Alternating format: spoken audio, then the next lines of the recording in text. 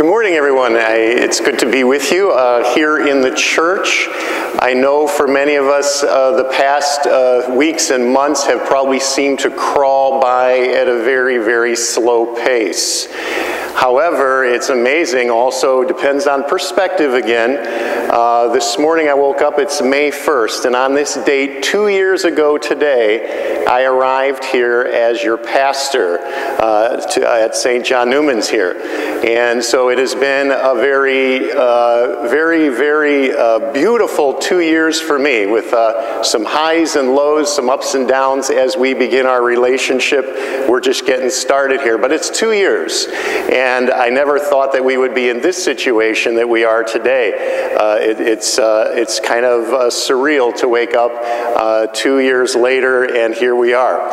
And so to kind of commemorate this occasion, I thought it would be nice to speak a little bit about a couple things that I really love about St. John Newman since I've been here, but then to also show off, you know, I have a great love for movies and rock and roll, but I also have a great love for classical art. And so I brought over, again, one of my favorite museum pieces from the collection of Father Barry, his personal collection. And this is a piece entitled The Incredulity of St. Thomas. And it is one of my favorite pieces of art.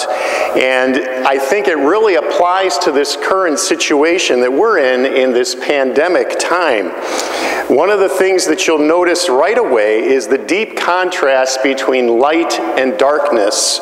What Caravaggio does with the light and the darkness, and to see where the light is hitting the figures in the painting. You'll notice that the darkness encompasses the entire work. It's not set in a particular place, a particular village, city, or town. You can see that the scene occurs in a complete darkness. And again, I think Caravaggio making the point through this piece that faith happens everywhere. You can encounter Christ everywhere, not in one particular place, city, or town. And so notice that right away. And then you can see that Jesus here on the left, the light is completely encapsulating almost his entire person, and the light seems to be coming forth from him onto the figures. The second important thing that I want to show you is the grip that Jesus has on St. Thomas's wrist. Remember, in this particular gospel, Jesus shows up, everyone's there except St. Thomas. And so Thomas makes that bold statement, it's only when I see the wounds and put my finger into his side, unless I can touch Jesus, I will not believe, I will not have faith. And so you notice here, isn't it interesting that he's not simply placing his finger into the wound, but Jesus is guiding his hand into the wound, into the very flesh of himself. Again, isn't this something that you and I do at every Eucharist? We touch the very body, blood, soul, and divinity of Christ. And so you notice that Jesus is drawing himself towards us in the Eucharist. I'm sure during this time of pandemic and of longing, many of you, you're about had it with the spiritual communion. You truly want to see and touch Christ. And so, yes, all my little St. Thomases out there and Thomas S's, yes, this is a very poignant thing. Jesus has never let go of your wrist during this time of darkness, doubt, this time of yearning. Jesus always has his hand upon you, and he's drawing you to himself. And you notice how powerful the hand is, and the light is emanating on top of the hand as Thomas is placing his finger into the wound of Jesus. Jesus, in a sense, drawing back the veil of the sanctuary and opening himself up to each and every one of us. Next, focus on the eyes of all the figures. You have St. Peter, the beloved disciple St. John, St. Thomas and Christ. Notice that Peter and John, their eyes are fixed directly upon Christ's wound in this moment. They have already seen Christ. They have seen the empty tomb, and so their faith is secure. Their faith is secure. But notice that Jesus' eyes are more focused towards the outer. He's not looking necessarily down at himself, but his gaze is totally fixed upon the brow of St. Thomas.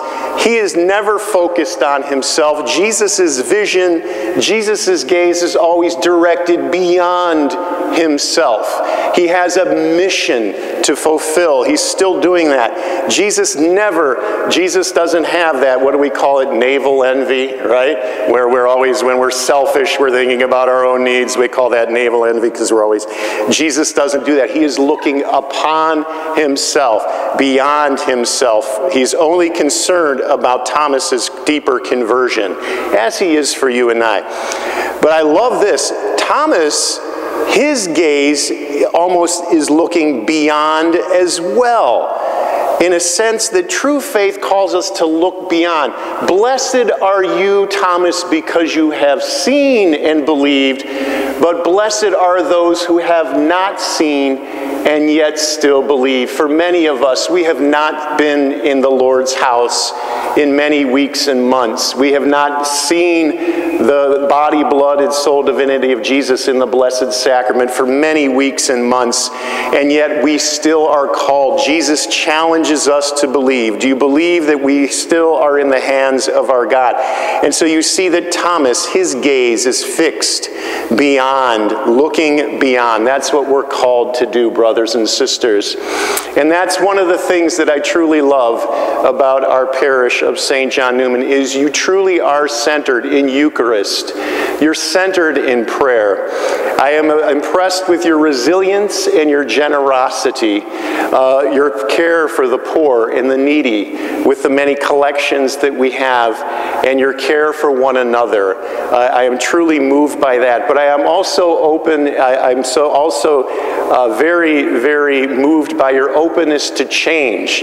Even our sanctuary has undergone over 2 years a very drastic change for the better. We gather around Christ himself. When we step into these doors, we are drawn to the sanctuary where Christ dwells. You've been very open to that, to many of the suggestions that I've made over, and changes that I've made over these past 2 years. And so on this, the anniversary of being your pastor for 2 years to the day, I certainly want to share with you my deep love for you, how much I miss seeing each and every one of you, and how I yearn for us as a parish family and community to gather again around Jesus. Just remember this hand, okay? We're hopeful that in a few weeks we'll be able to open up again in some sort of capacity here.